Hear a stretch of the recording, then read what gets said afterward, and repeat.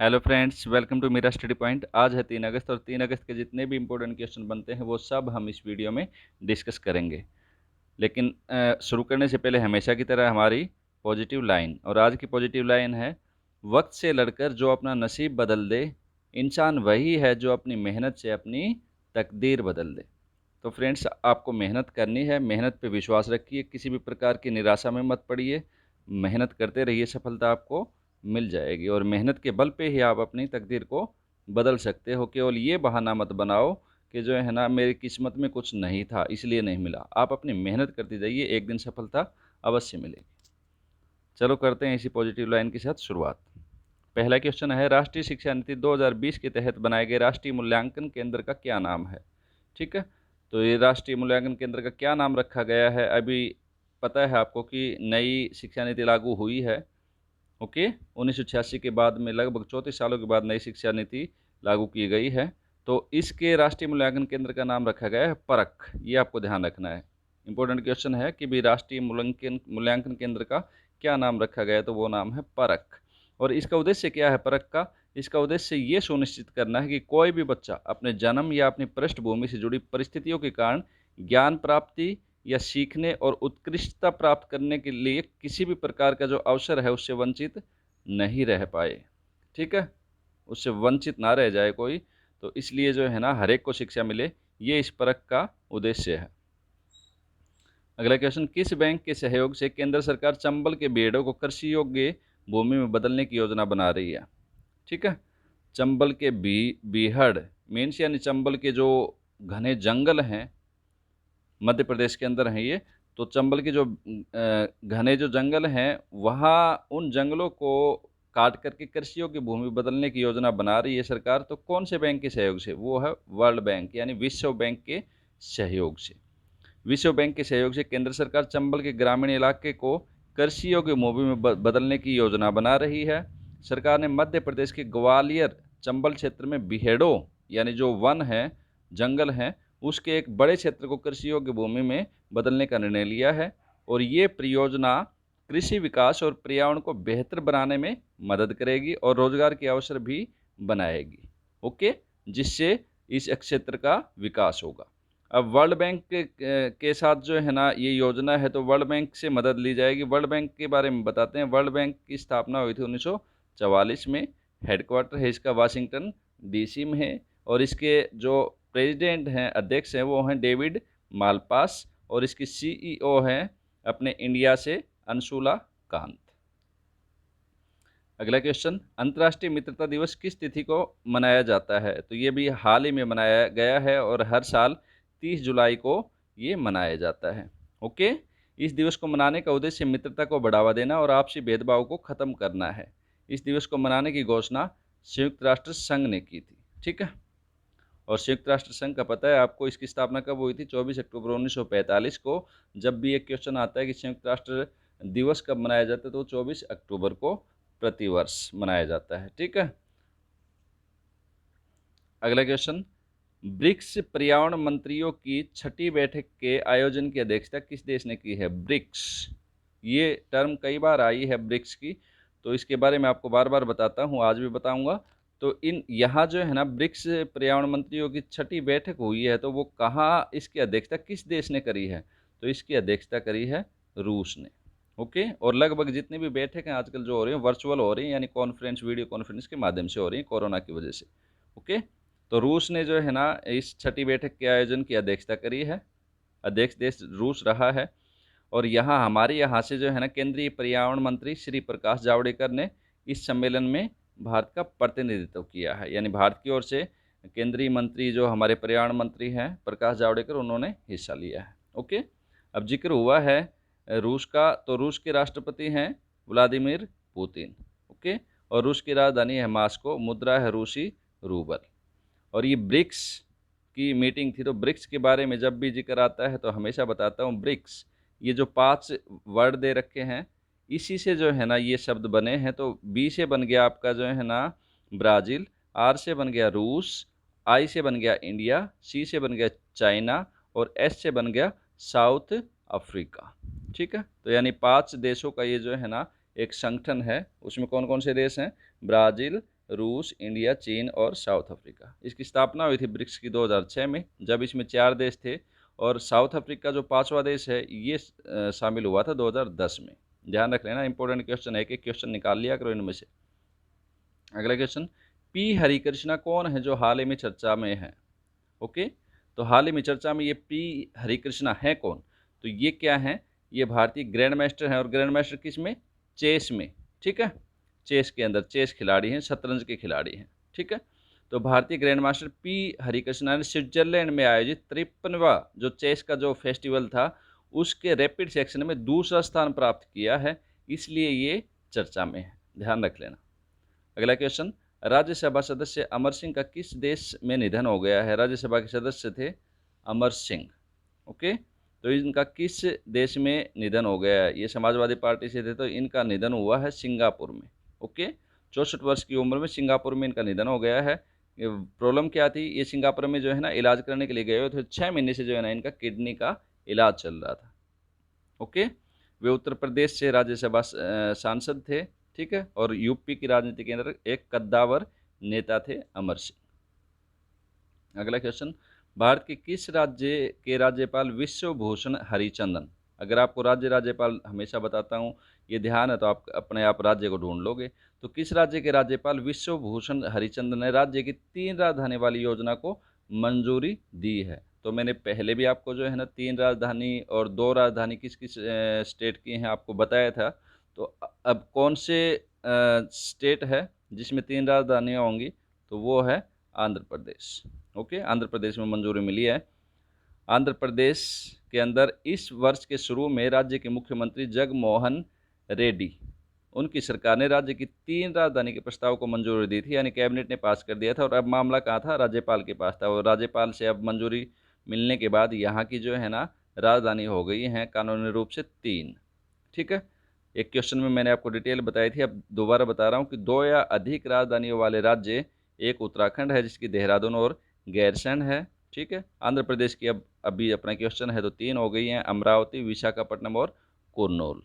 और हिमाचल प्रदेश की 2 हैं, शिमला और धर्मशाला। इसी प्रकार से महाराष्ट्र की मुंबई और नागपुर, और जम्मू कश्मीर की जम्मू और श्रीनगर, ओके। अगला क्वेश्चन, भारतीय मूल के किस नेता को सिंगापुर में पहली बार विपक्ष का नेता चुना गया है? सिंगापुर में विपक्ष का नेता चुना गया है और वो भारतीय मूल के हैं। तो उनका नाम क्या है? उनका नाम है प्रीतम सिंह, ओके। अब जिक्र हुआ है सिंगापुर का, सिंगापुर की राजधानी भी सिंगापुर सिटी है, मुद्रा है सिंगापुरी डॉलर। अगला क्वेश्चन है, हरियाणा सरकार ने ओलंपिक खेल में गोल्ड मेडल जीतने वाले खिलाड़ियों को कितनी राशि देने की घोषणा करी है? ठीक है, गोल्ड मेडल जीतने वाले जो खिलाड़ी हैं उनको कितनी राशि देगी हरियाणा गवर्नमेंट? अभी जो है ना फरवरी 2020 में डिसीजन हुआ है, तो वो देगी ओलंपिक में जीतने वाले जो गोल्ड मेडल जीतेगा उनको 6 करोड़ रुपए, ठीक है। और ओलंपिक में चाहे कोई भी पदक ना जीते तो प्रत्येक जो प्रतिभागी यानी भाग लेने वाले जो कैंडिडेट है, जो खिलाड़ी होगा, उसको प्रत्येक को 15 लाख भी दिए जाएंगे, ओके।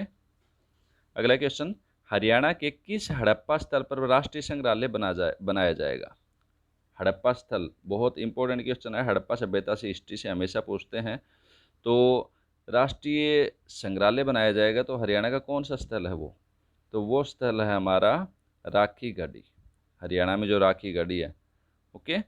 और राखी गढ़ी की खोज, इसकी खोज 1969 में यानी 1969 में हिसार जिले में सूरजबान द्वारा की गई थी। राखी गढ़ी कहाँ है? हिसार के अंदर।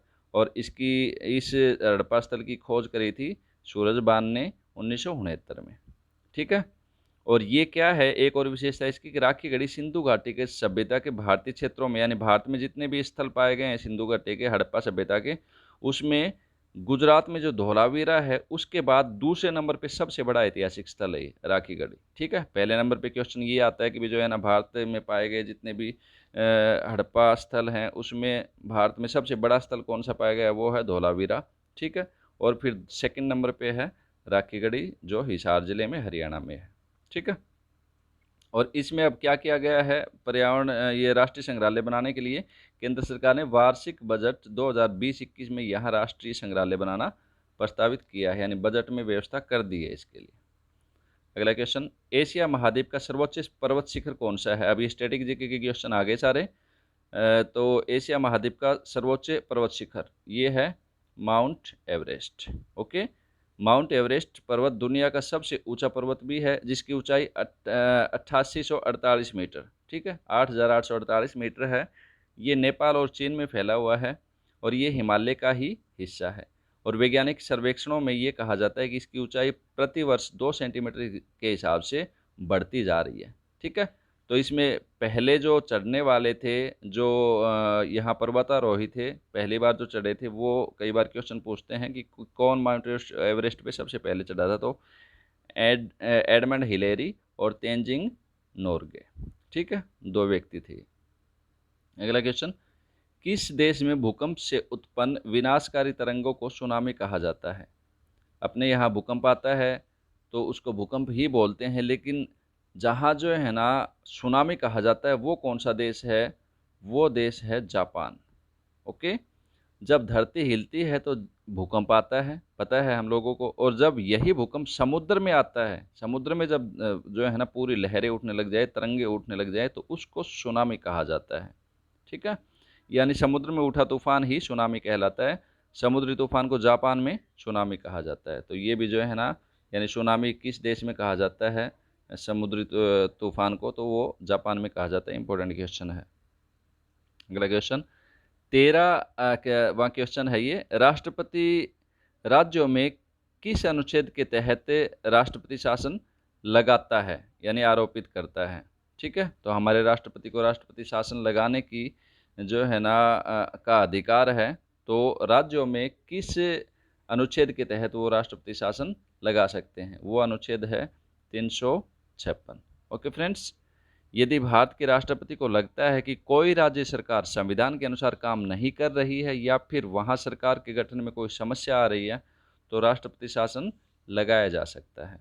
ओके, भारतीय संविधान का अनुच्छेद 356 राष्ट्रपति को राज्यों में राष्ट्रपति शासन लगाने का अधिकार देता है। तो यानी किस अधिकार के तहत लगाते हैं? अनुच्छेद 356 संविधान में लिखा है कि जो है ना, अगर सरकार नहीं चल रही हो, ढंग से काम नहीं चल रहा हो राज्य सरकार का, तो वहाँ पे जो है ना राष्ट्रपति शासन लागू किया जा सकता है। और ऐसी स्थिति में वहाँ की जो सरकार है उसका मुखिया कौन हो जाएगा? उस राज्य का राज्यपाल। ये इंपॉर्टेंट क्वेश्चन है, ध्यान कर लेना। और एक और बहुत महत्वपूर्ण क्वेश्चन आपके लिए यहाँ एडिशनल पॉइंट हैं कि सबसे ज़्यादा मणिपुर में 10 बार, यानी हिंदुस्तान में पूछे कि भी जो है ना सबसे ज़्यादा राष्ट्रपति शासन कहाँ लगा है, तो मणिपुर में 10 बार जो है राष्ट्रपति शासन लगाया जा चुका है। और उत्तर प्रदेश में सेकंड नंबर पे 9 बार, और फिर तीसरे नंबर पे जो है ना बिहार और पंजाब में 8-8 बार राष्ट्रपति शासन लग चुका है। ओके, इंपॉर्टेंट एडिशनल पॉइंट है, बहुत ध्यान से कर लिया करो। अगला क्वेश्चन, राष्ट्रपति के चुनाव में कौन भाग लेता है? जो हमारे राष्ट्रपति होते हैं हिंदुस्तान के, उसके चुनाव में कौन भाग लेता है, कौन चुनता है? तो वो लोकसभा सदस्य, विधानसभा सदस्य और राज्यसभा के निर्वाचित सदस्य, यानी उपरोक्त तीनों। इसका जवाब है उपरोक्त तीनों, ठीक है। लोकसभा, राज्यसभा तथा विधानसभा के जो निर्वाचित सदस्य हैं वो अनुच्छेद 55 के तहत, ठीक है, अनुच्छेद 55 के तहत जो है ना राष्ट्रपति चुनाव कराया जाता है। और उसका नाम क्या है, कौन सी पद्धति से? आनुपातिक प्रतिनिधित्व प्रणाली, ये नाम है। कई बार यूँ पूछ लेता है, सीधा सा सवाल आ जाता है कि कौन सी प्रणाली के तहत चुनाव होते हैं? तो आनुपातिक प्रतिनिधित्व प्रणाली के तहत एकल संक्रमणीय पद्धति द्वारा जो है ना इनका चुनाव होता है। और अनुच्छेद कौन सा चुनाव का? अनुच्छेद 55, ध्यान कर लेना। ओके, और राष्ट्रपति को भारत के संसद के दोनों सदनों, लोकसभा और राज्यसभा तथा साथ ही राज्य की विधानसभाओं के निर्वाचित सदस्यों द्वारा 5 वर्ष की अवधि के लिए चुना जाता है। ओके फ्रेंड्स, अगला क्वेश्चन है, गुप्त साम्राज्य का संस्थापक कौन था? गुप्त साम्राज्य जो है ना हिंदुस्तान में था, तो वहाँ संस्थापक कौन थे? किसने इस साम्राज्य की स्थापना करी थी? वो करी थी श्रीगुप्त ने। ओके, गुप्त साम्राज्य की नींव रखने वाला शासक श्रीगुप्त था। श्रीगुप्त ने 275 ईस्वी में गुप्त वंश की स्थापना करी थी। ये कई बार जो है ना सन पूछ लेता है, तो 275 ईस्वी में ओके श्रीगुप्त ने करी थी। और गुप्त वंश का वास्तविक संस्थापक, कई बार एक क्वेश्चन पूछ लेता है कि वास्तविक संस्थापक कौन है, तो वास्तविक संस्थापक माना जाता है चंद्रगुप्त प्रथम को। ओके फ्रेंड्स, ये था आज का करंट अफेयर और स्टैटिक जीके का पोर्शन। मुझे पूर्ण विश्वास आपको पसंद आया है तो लाइक और शेयर कर देना, ताकि इस वीडियो का, इस नॉलेज का फ़ायदा ज़्यादा से ज़्यादा स्टूडेंट्स को मिल सके। और आपने यदि सब्सक्राइब नहीं किया है तो चैनल को सब्सक्राइब कर लीजिए और अपने जितने भी साथी हैं, जितना सहयोग हो सके उनसे सब्सक्राइब करवाइए, ताकि वीडियो ऐसे जो हमेशा डालते हैं, प्रतिदिन डाले जाते हैं, उनका फ़ायदा अधिकतर स्टूडेंट्स को मिल सके। ओके फ्रेंड्स, आप अपनी तैयारी करते रहिए, पॉजिटिव वे में रहिए, निराशा से दूर रहिए। इन्हीं शुभकामनाओं के साथ wish you all the best.